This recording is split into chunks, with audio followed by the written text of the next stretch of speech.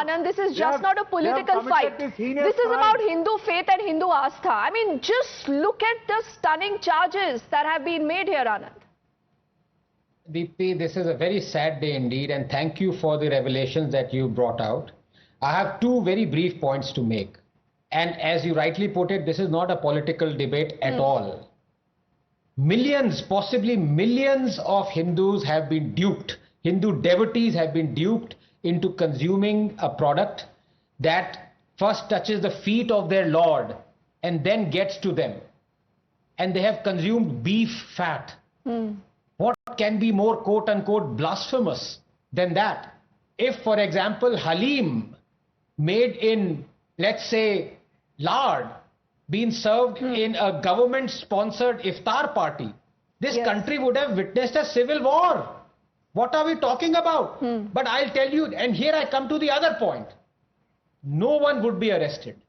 No one would face the music. And shall I tell you why? Because these temples are controlled by these politicians. By the state, None of them would face the music.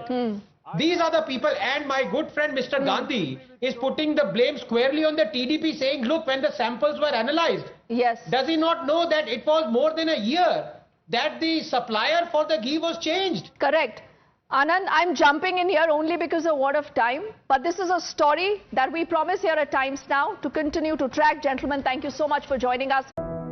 I am the future that was born 100 years ago.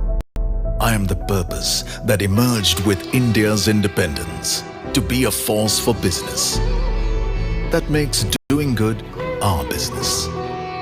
Towards an independence where knowledge sets us free. To think big and achieve bigger. To take India to the world and the world to India. Creating pathways of self-reliance. To stand for progress, the planet and the people. Towards a future made perfect. And be a force creating abundance. Because independence is not a moment in history. It's a never-ending path to prosperity. Aditya Birla Group, a force for good.